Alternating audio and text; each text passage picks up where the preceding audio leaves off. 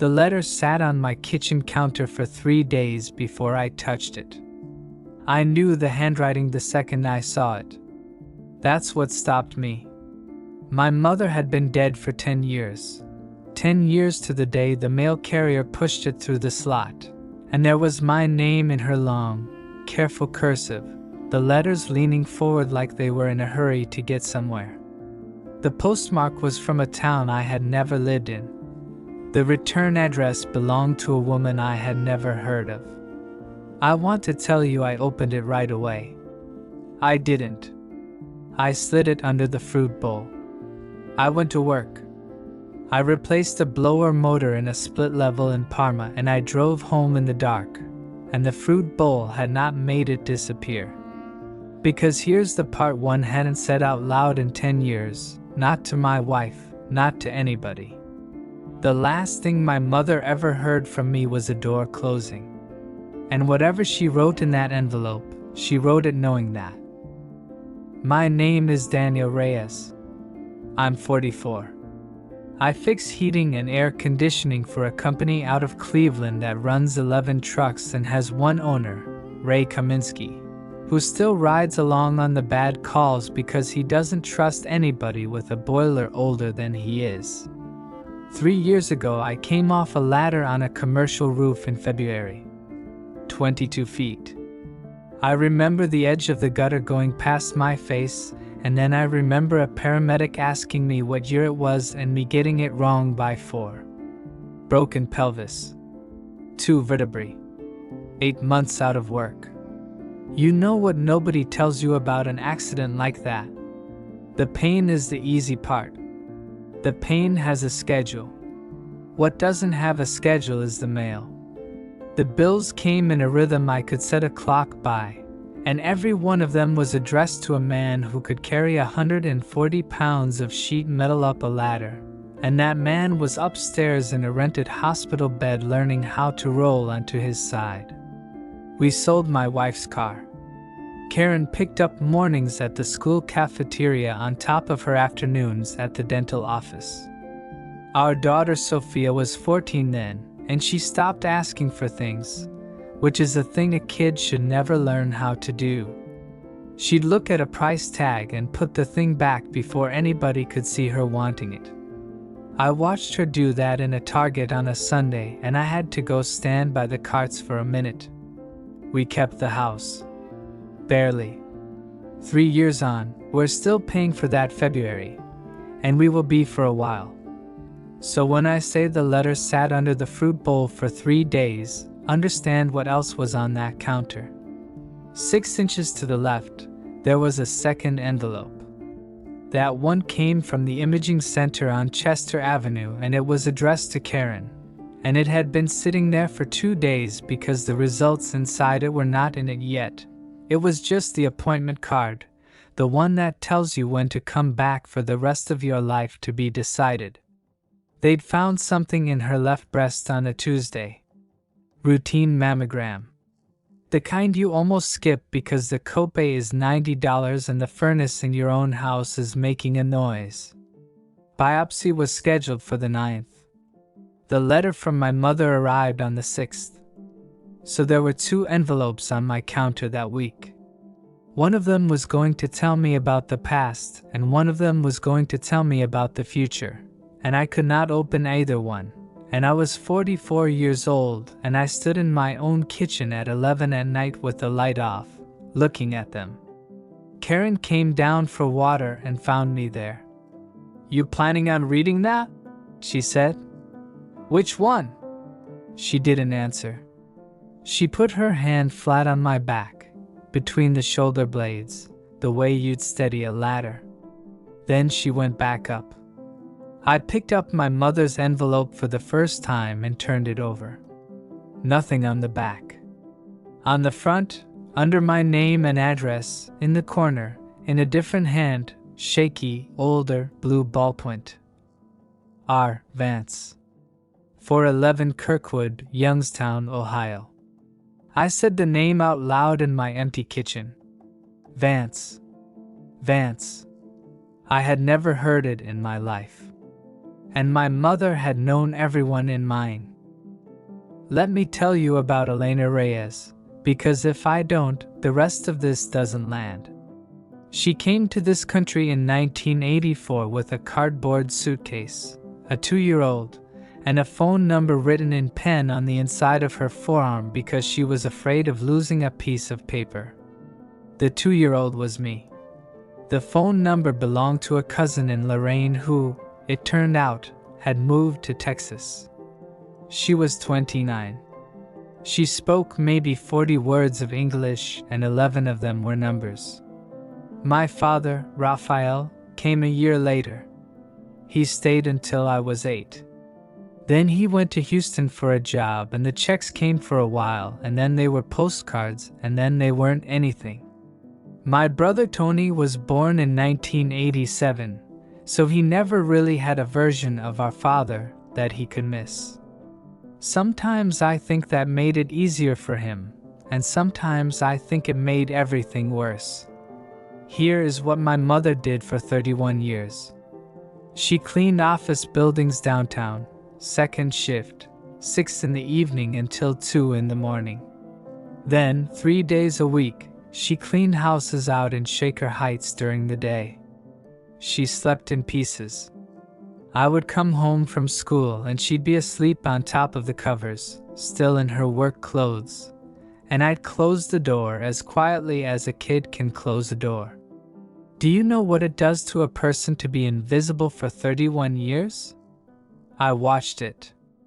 I used to ride the bus downtown to bring her the keys when she forgot them, and I would stand in the lobby of the Huntington building and watch men in good coats walk past my mother like she was a piece of the furniture. Not cruel. Worse than cruel. Just past. She'd say, "Good evening," and they wouldn't hear it. And then she'd say it again to the next one, exactly the same, with exactly the same amount of dignity in it, and I'd stand there at 10 years old wanting to put my fist through a marble wall. She never once let me help her clean. Not one night, in 31 years, and I asked plenty. "That's not your work," she'd say. "Your work is upstairs." Upstairs was our kitchen table. Homework. She'd sit across from me at 5 in the afternoon with her coffee, before her shift, and she'd look at my math like she was studying a map to a country she'd never see. She got her GED at 41. Took her 4 tries at the math. She kept the certificate in a plastic sleeve in a drawer, and she never hung it up, and when I asked her why, she said, "Because it's not the good one yet. The good one was going to be mine." She was very clear about that. I graduated high school. That's it.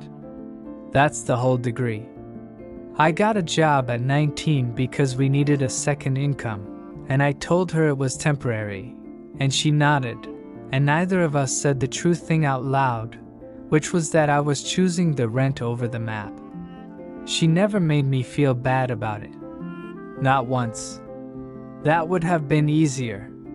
What she did instead was keep a savings account, and I didn't know about it for 34 years. I'm getting ahead of myself.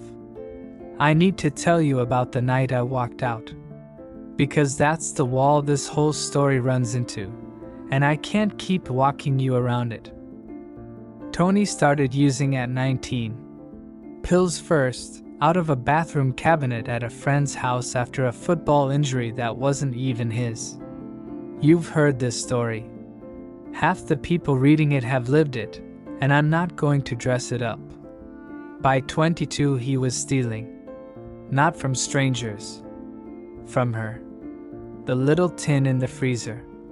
The rent envelope.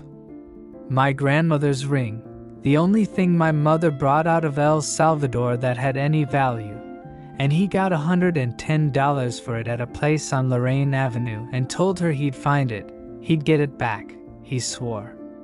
And every time, every single time, she paid. She'd cover the rent she'd already lost.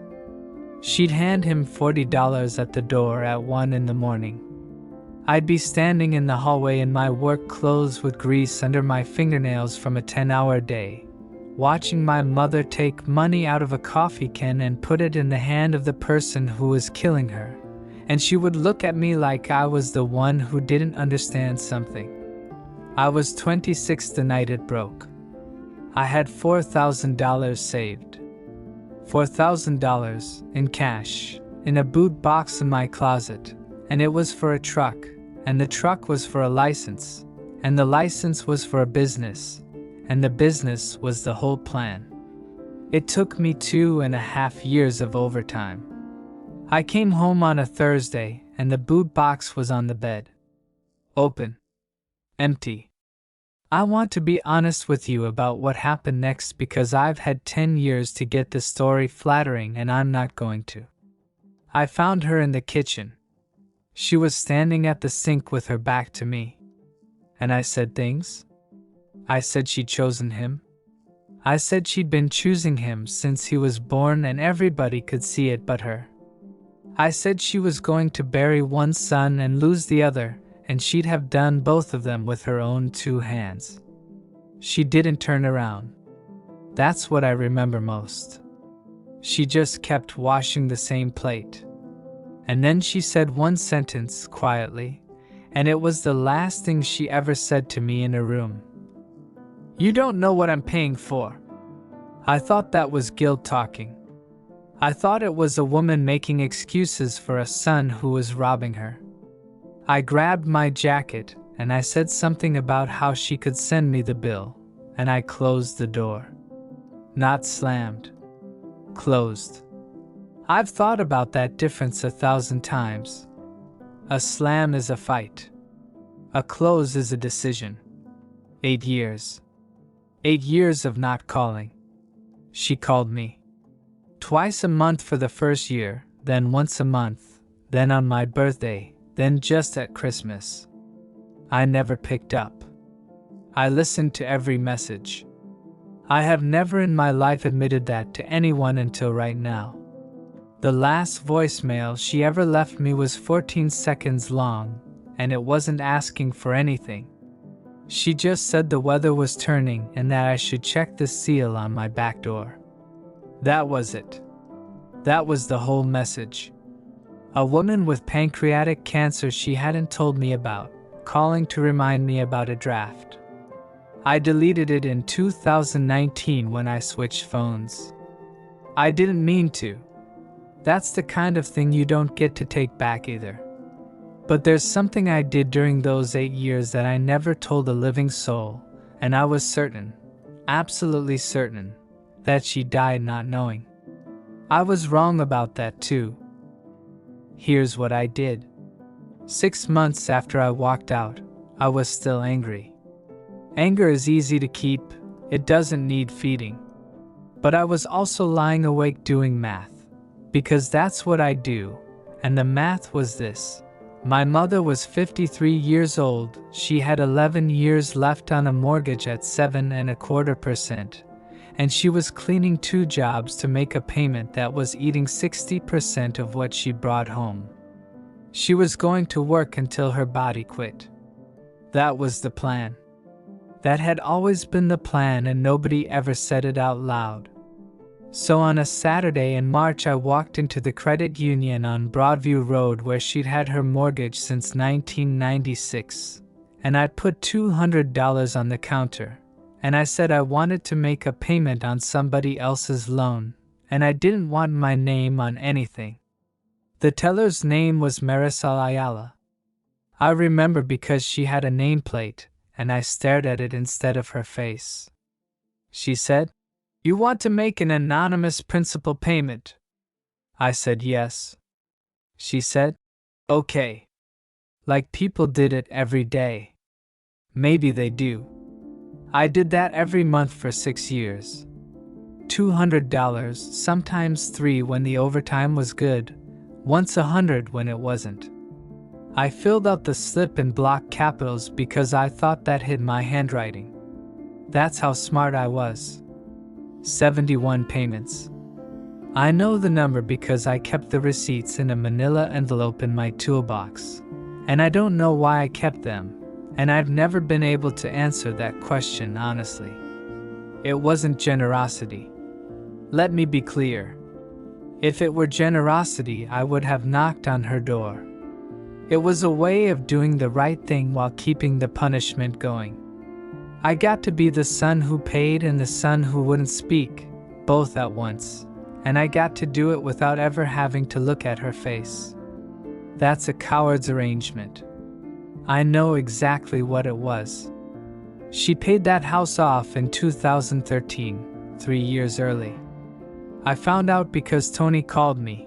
He was still using then. This was before everything, and he was slurring and he said, "Ma paid off the house, did you know that? She's telling everybody God did it." I hung up on him. But I sat in my truck in a Home Depot parking lot for 40 minutes after, and I'm not going to describe what I did in there. You can guess. That was the only thing I had. In 8 years of silence, that manila envelope was the only evidence that I hadn't turned into the kind of man I was afraid I'd already become. And its whole value depended on her never knowing.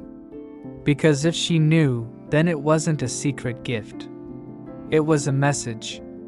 And the message was, "I'll keep you alive, but I won't come home."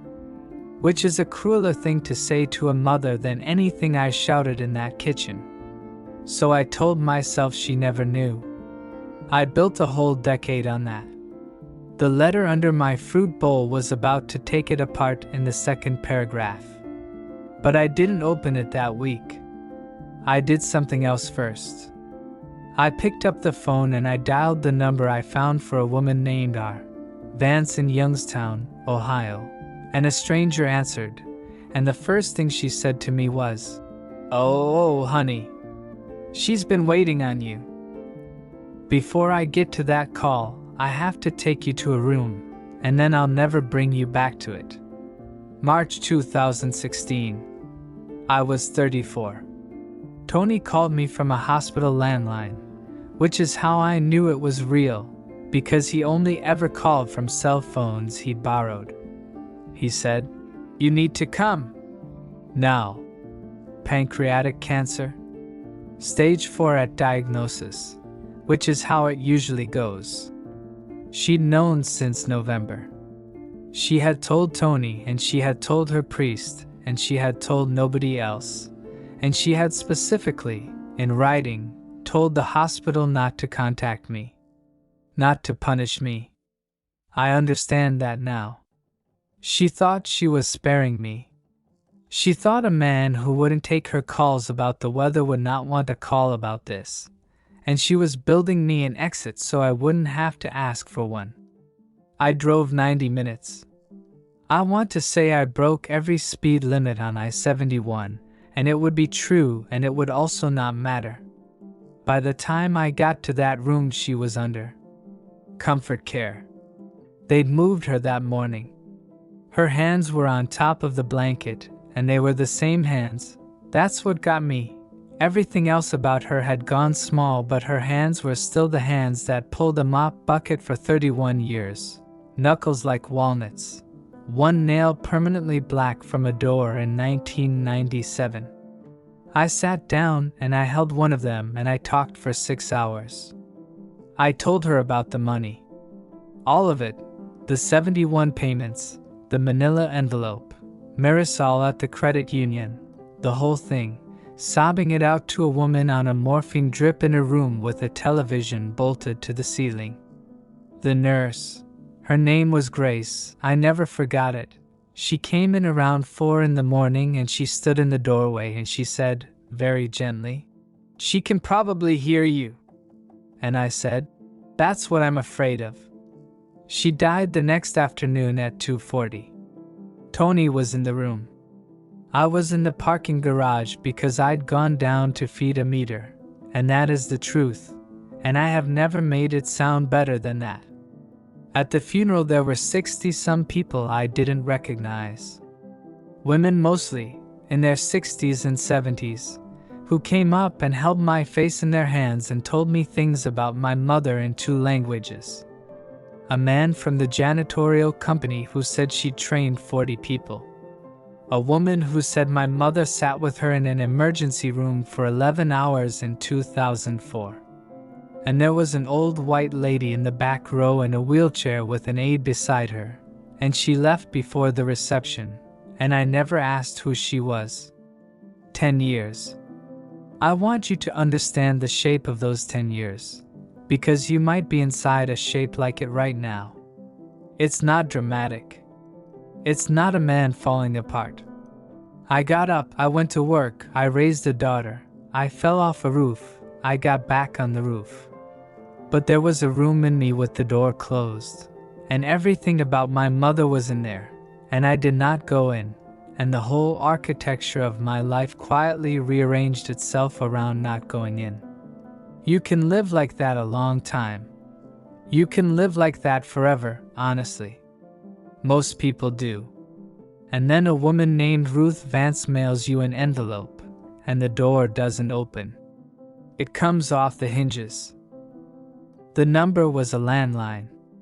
It rang 7 times. The woman who answered was young and cheerful and sounded like she was carrying something with her other hand. Denise. She was an aide at a residential care place on Kirkwood in Youngstown, and 411 was the building, not a house. I said, "I'm looking for our Vance. I got a letter." There was a pause, and then that pause changed temperature, and she said, Oh, honey. She's been waiting on you." I sat down on my own porch steps. Ruth Vance was 88. She'd had a stroke in 2021 that took most of the right side of her body and some of her words, but not, Denise said, one single thing about her personality. She could talk on the phone for about 10 minutes before she got tired. She had been asking on and off for 2 years whether anyone had called. Denise put me on with her. Her voice was thin and it dragged on one side, and the first thing Ruth Vance said to me was, "Daniel, you took your time." I said I was sorry, and I said I didn't know who she was. And she laughed. It cost her something to laugh. I could hear it. And she said, "No. She didn't want you to. That was the whole idea." Here's what she told me over 3 phone calls that week, in pieces, because 10 minutes was all she had at a stretch. Ruth Vance lived on Sedgwick Road in Shaker Heights for 51 years. My mother cleaned her house every Wednesday from 1993 to 2015. 22 years. Ruth's husband, Walter, died in 2001. Her daughter Nora lived in Youngstown and came out maybe twice a year. "Your mother," Ruth said, "was in my house every Wednesday for 22 years. Do the arithmetic on that. Nobody else came close." And then she said the thing that I've thought about every day since. She said, "I was the one who was lonely, Daniel. Not her. She had you too. I had a Wednesday." They ate lunch together. That's what it turned into. Ruth would make sandwiches, badly, and my mother would eat them and not say they were bad, and they'd sit at the kitchen table for 40 minutes in the middle of the day, and Ruth paid her for the 40 minutes anyway, and my mother argued about it for 22 years and never won. Ruth knew about me. She knew about the boot box and the $4,000. She knew about Tony, all of it, including things I didn't. She knew the name of the street I lived on and what I did for work, and that Karen was pregnant with Sophia in 2008, which meant my mother knew, which meant somebody had told her, and there was only one person it could have been, and that was a whole other floor of the building falling in on me. Tony had kept my mother updated on my life for 8 years. The brother I'd written off. That was his job and nobody assigned it to him. I asked Ruth the only question I actually had. "Why did it come now? Why 10 years?" And she said, "Because that's what she told me to do." I said, "That's not an answer." And Ruth Vance, 88 years old, half of her face not working, said, "It's the whole answer." She sat at my table in October of 2015 and she wrote that letter, and she gave it to me in an envelope inside another envelope. And on the outside one she wrote in pen, "Do not mail until 10 years have passed." And I said, "Elena, that's crazy, that's a decade, I'll be 90. And she said, Denise had to take the phone. Ruth had gotten tired. I sat on my porch steps for a long time with a dead phone in my hand. Then I went inside and I opened the envelope. 4 pages. Lined paper, the kind out of a spiral notebook, with the fringe cut off carefully with scissors so it wouldn't look torn. That detail alone about took me out. She wrote in English. My mother, who came here at 29 with 40 words, wrote 4 pages to her son in English, and I understood exactly why. She wanted it to be in my language. She'd been practicing for this. I'm going to give you some of it. Not all of it. Some of it is mine. It started. Daniel, if you are reading this, 10 years have gone by and I am not there, and you are older now than I was when I brought you here. I want you to think about that for 1 minute before you read the rest. You are older now than the woman who got off that bus with you. Second paragraph. I know about the money. I had to put the page down on the table. Marisol at the credit union is Rosa Ayala's daughter, and Rosa cleaned the Justice Center with me for 9 years. Marisol called me the first week. She said, "Senor Reyes, a young man came in. He won't give his name. He writes in big square letters like a child." Daniel, you have written like that since 3rd grade. Your teacher used to say it looked like a fence. I knew in March. The first payment.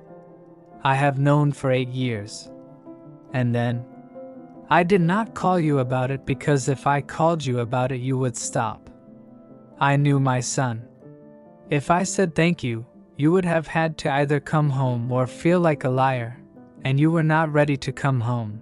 So you would have chosen to feel like a liar and then you would have stopped, and I would have lost the only conversation we had left. So I let you pay.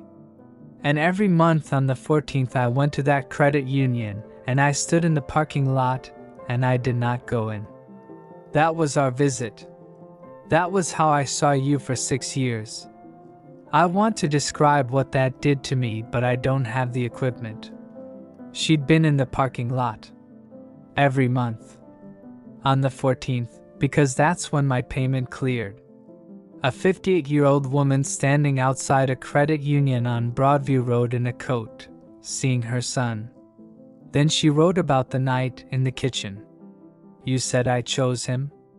You were right and you were wrong, and I have to tell you both parts. You were right that I gave him money. You were wrong about what it was for. Danny, I want to tell you now what I could not tell you then, because it was not mine to tell. The money did not go into his arm. Most of it did not. From 2006 to 2011 I was paying North Coast Recovery in Elyria, $480 a month, for a bed for your brother. Twice he went in. Twice he came out and it did not hold.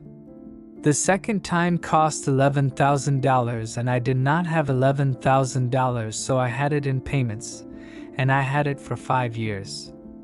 The $40 at the door at 1 in the morning, that was real. I gave him that. I gave him that because if I did not give him that he would take it from a stranger, and the stranger would put him in a cell or in the ground. You saw the $40 in the hallway. You did not see the $480 on the 14th of the month, and I did not show you, because I promised him. He asked me not to tell you.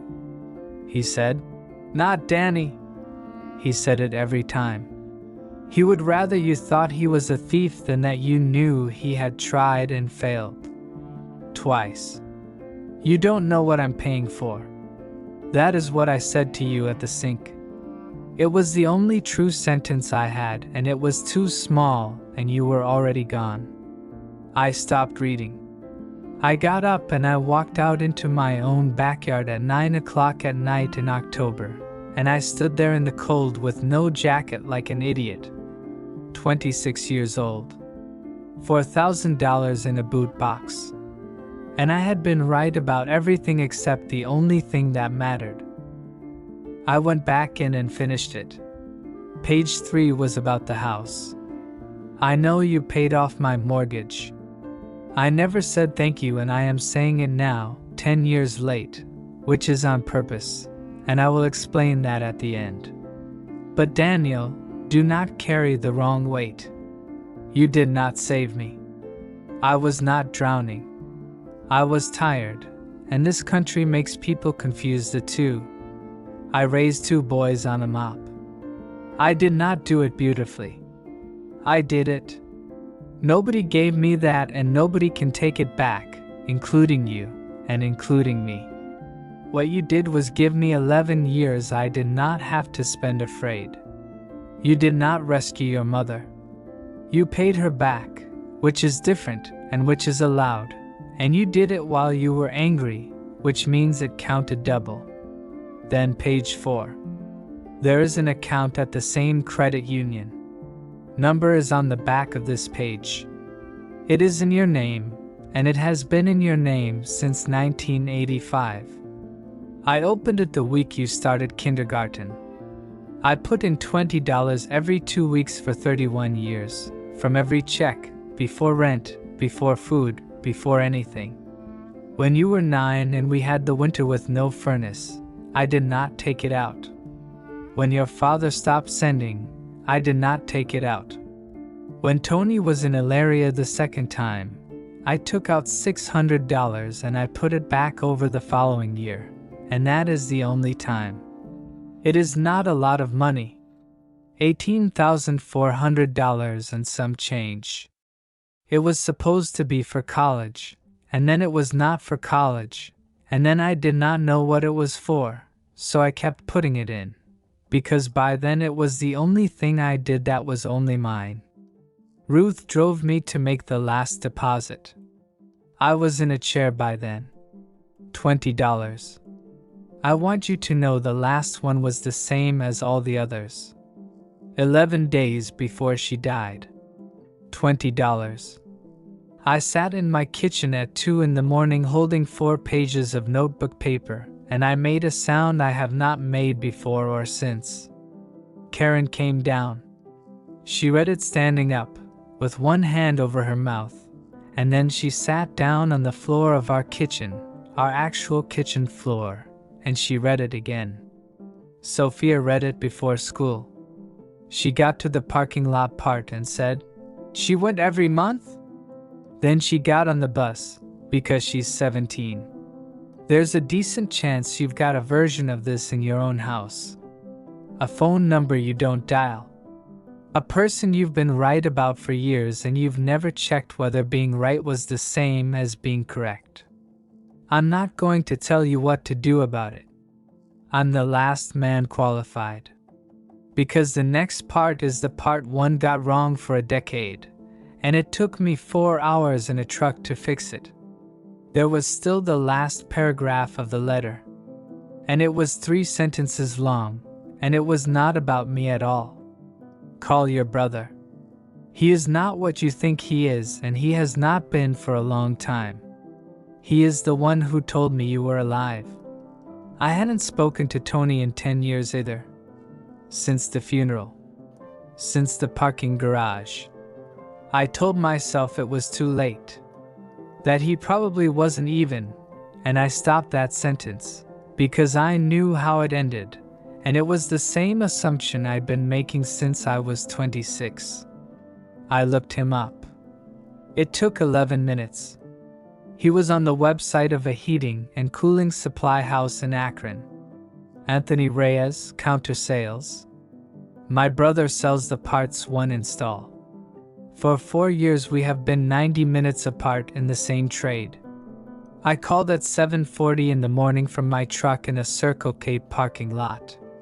He picked up on the second ring and said, "This is Tony." And I couldn't say anything. And after about 4 seconds he said, very quietly, in a voice that had nothing in it but hope, "Danny?" He was sober. 8 years in November. He got there in 2017, the year after she died, which I have decided not to look at too closely because there's a version of that math that would put me on my knees. He'd done it the way people actually do it, which is unglamorous and mostly boring. A job, a sponsor named Walt, a studio apartment over a garage in Cuyahoga Falls, a girlfriend named Priya who is a respiratory therapist and who, when I finally met her, hugged me before she said hello. We talked for 2 hours in that parking lot. I ran my truck battery down. I told him about the letter. He didn't know it existed. He got very quiet when I told him about the $480 a month. He said, "She wasn't supposed to tell you that." I said, "She waited 10 years. And Tony said, "Yeah, that sounds like her."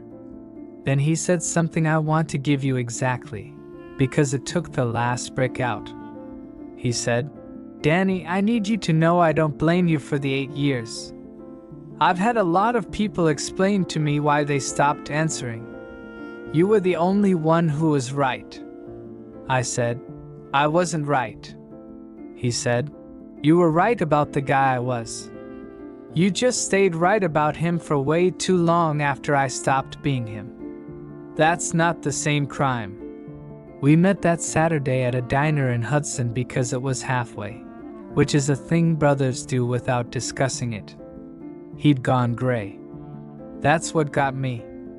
In my head he was 22 forever, in a hallway at 1 in the morning with his hand out, and the man who slid into the booth across from me was 39 and had gray in his beard and reading glasses in his shirt pocket. He'd been at every anniversary of her death. Alone. 10 of them. He brought a folding chair because the ground's wet in March. He said, "I figured if you ever showed up I'd be there." 10 years. He set up a chair for a man who wasn't coming, 10 times. I asked him why he never called me. He said, "Because you'd have thought I wanted something. That's the tax. You pay it forever. I'm not complaining, I earned it. But that's the tax." I paid for breakfast. He let me. Then he said, "Next one's mine." And he meant it as a schedule, and I understood that we now had one of those. In the parking lot he hugged me, and he was solid, and he smelled like coffee and drywall dust, and he was 39 and alive, and he had been the whole time. Here's what I keep coming back to. Everything in this story was already true. Tony was sober for 8 years while I was sure he wasn't.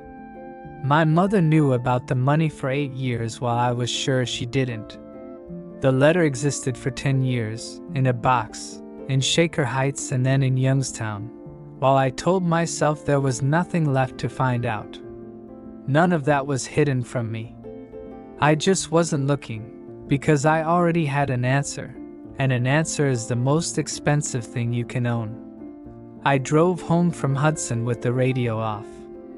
And when I walked in, Karen was sitting at the kitchen table with the second envelope. The one from the imaging center. It had come while I was gone. She hadn't opened it. She said, "I wasn't doing this one alone." We opened it together at 3:15 on a Saturday afternoon in the same kitchen where the other envelope had sat under a fruit bowl for 3 days. Ductal carcinoma in situ. Stage 0. Stage 0. The words don't even sound like a diagnosis. They sound like a starting line. Non-invasive. Contained. Caught on a routine mammogram she had almost skipped because the copay was $90 and our furnace was making a noise. Lumpectomy on the 22nd. 4 weeks of radiation, every weekday, 20 minutes a session, at a place off Chester Avenue with a parking garage that costs $8 a day and a waiting room television nobody watches.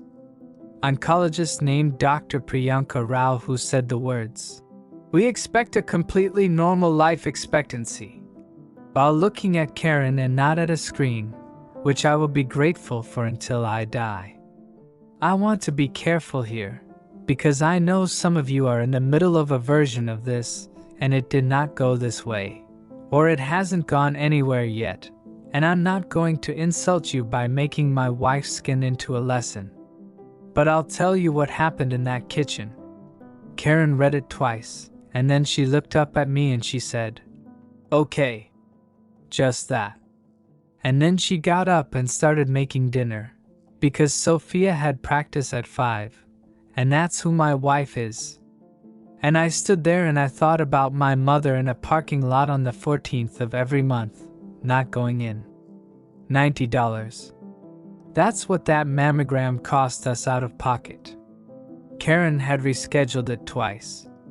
The first time because Sophia needed cleats.